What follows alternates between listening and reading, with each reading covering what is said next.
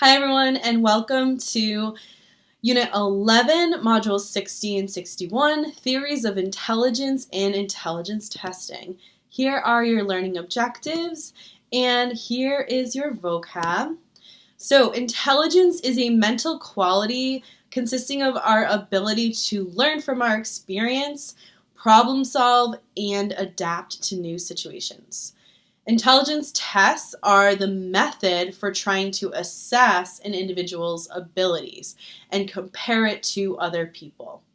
Many research studies basically just define intelligence as the things that they are actually testing because there's so much debate around what intelligence actually is and a lot more around the intelligence tests themselves.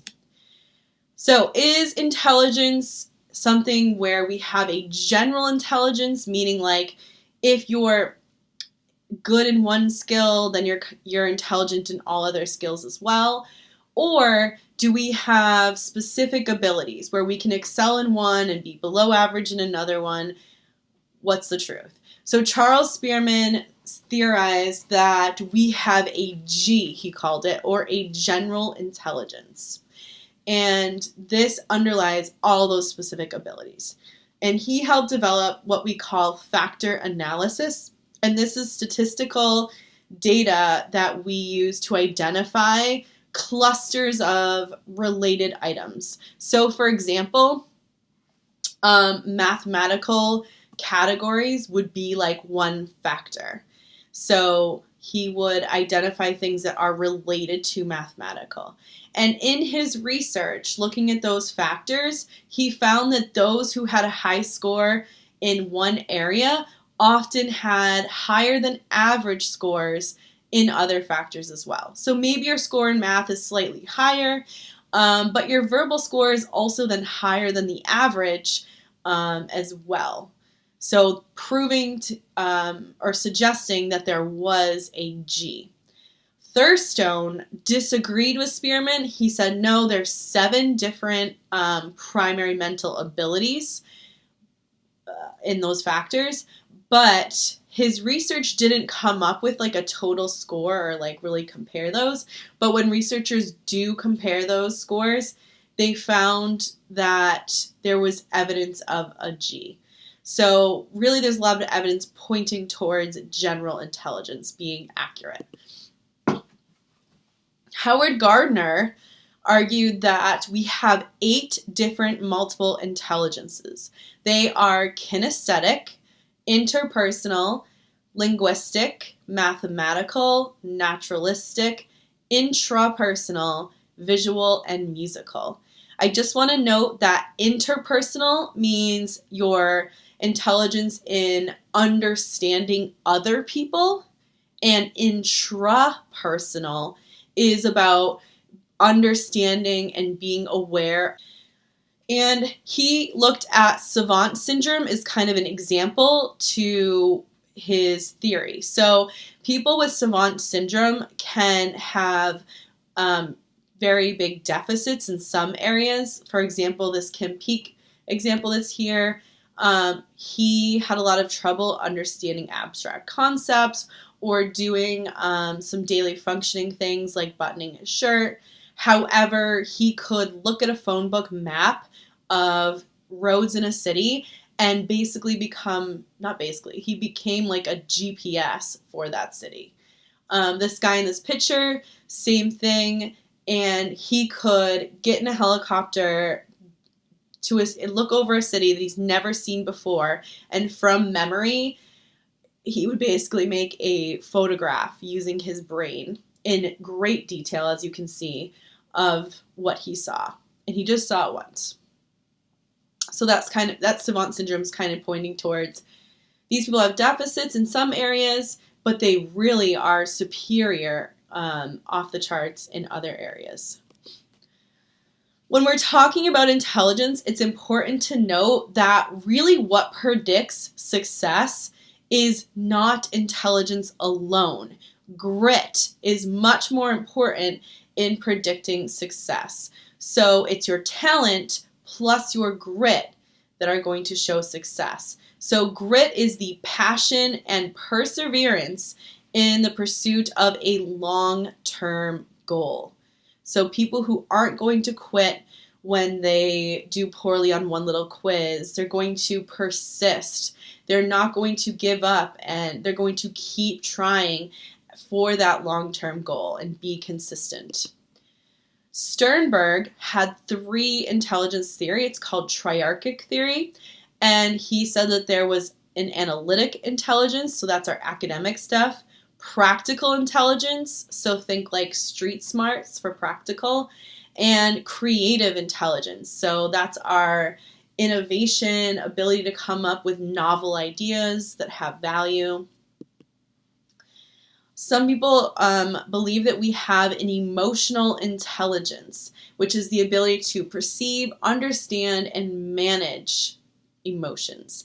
People with high EQ are socially and self-aware, and they're also not impulsively making emotional decisions.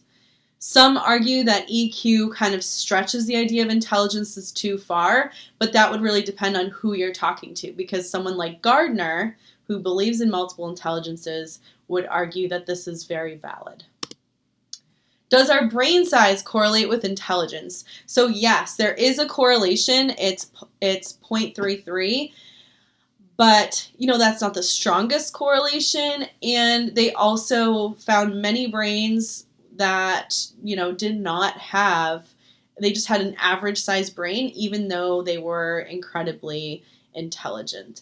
Einstein's brain was average size. However, there were certain areas of his brain that were larger than normal. For example, his parietal, specifically the lower region, which was responsible for mathematics and spatial intelligence, and that was larger with him. So neural processing speed and our intelligence. So those people who are like really quick-witted, well, verbal intelligence scores are predictable from the speed that they retrieve info from memory. Meaning, people who are intelligent are able to, their neural networks are fast, and they are using less energy because they are so let's switch over to intelligence testing. Francis Galton believed that our intelligence was inherited, and here's a family chart that includes his cousin Darwin, and kind of showing the lineage of brilliance and scientific ability in his family. Of course, you'll notice that he has said that he has scientific ability and Darwin is brilliant, and that passed down through generations. However, it did not pass down to any women. So kind of pointing at there is a nature-nurture thing here kind of hurts his theory. He wrote a book about it, Hereditary Genius. And one thing to note with him is he kind of had some eugenics theories, meaning like the idea that we should procreate a certain way based on creating a better human society. And he wanted highly intelligent people to procreate with those of equal intelligence levels. Yeah. So, origins of intelligence testing. So, Francis Binet is really our first intelligence test that gets widely used. And this started when the Minister of Public Education in France needed a way to figure out where to place students when they were starting up public education, and they didn't want any teacher bias in where kids should be placed. So his test created this thing called mental age.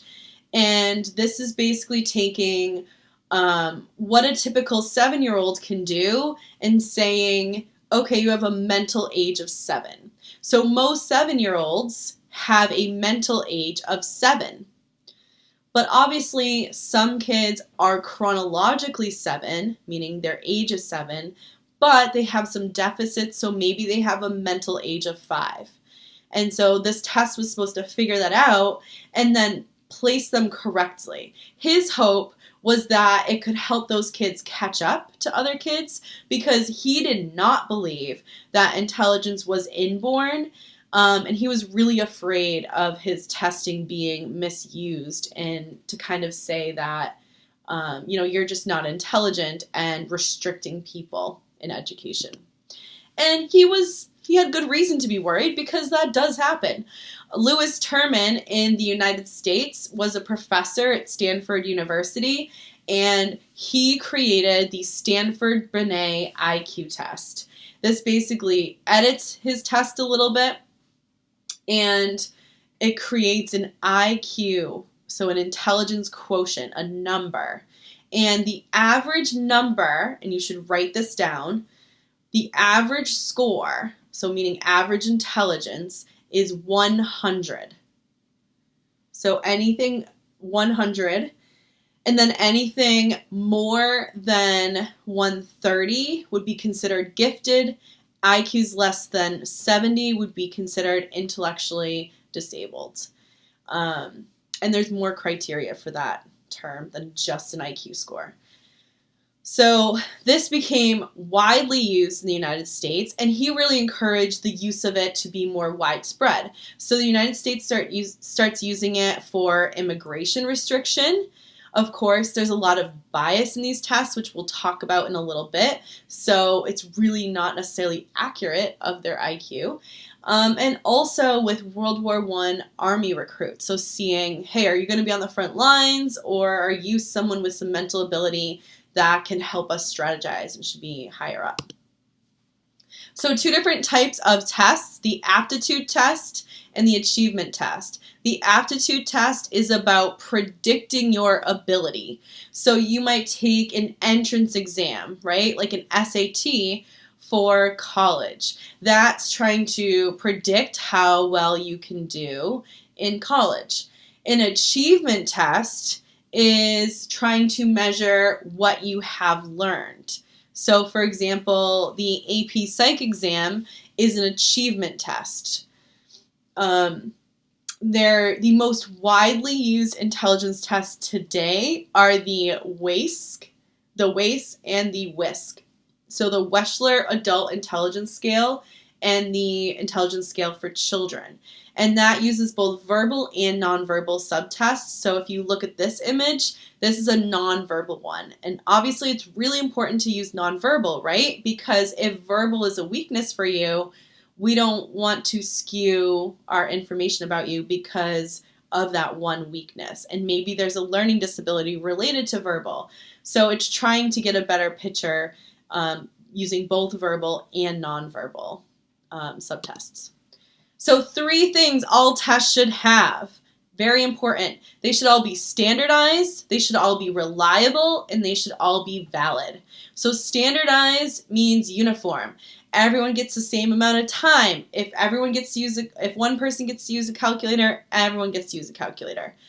And with standardized, the questions should be pre-tested on a sample group to compare performance to.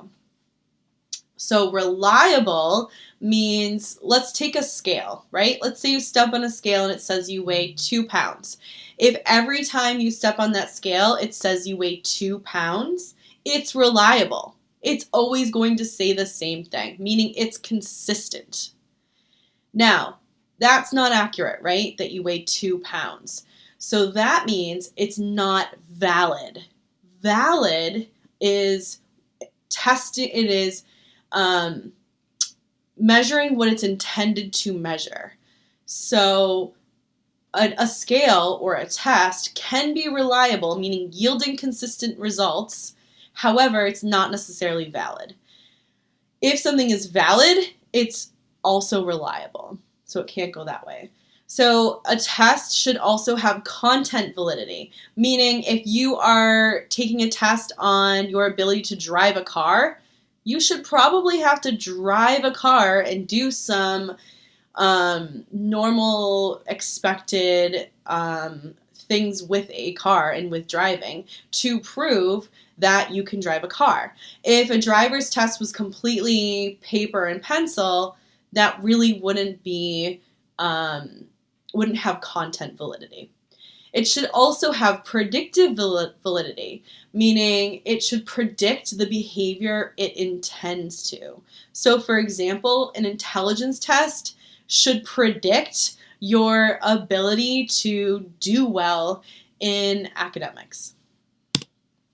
Okay, so you already know about the normal curve, right? That's that bell-shaped curve that you see here where most of the scores lie in the middle, 68%, right? Then 95, then 99.7.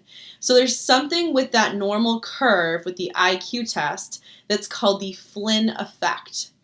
So what James Flynn found is that throughout the decades, IQ scores keep going. Now, something to note here is that with IQ scores, the norm, the average, should always be the score of 100. So what they do is they adjust the scale so that the average is always the number 100, okay? So that we can always see what is average intelligence. But what is average intelligence in 2020 is not the same as... So in our takeaways, I put a lot of people because there are a lot in this video. Spearman, you want to think he's the G. He's our general intelligence guy. Thurstone, he disagrees with him. Sternberg, he's our triarchic theory guy. So 3 theories: practical, analytical, and creative. Gardner has the multiple intelligences. Galton is our genetic guy. He thinks that intelligence is genetic, and he kind of has some eugenic theories around that. Bonet is our first intelligence test for education in France. Terman takes that intelligence test to schools in the United States with the Stanford Binet IQ test. And finally, just remember that once the IQ test takes off, it really takes off in the West, meaning they apply it to so many other things, to the military, to immigration, and we really start to rely on this score. And in future mods, we'll talk about the problems with these intelligence tests. So that sums up modules 60 and 61.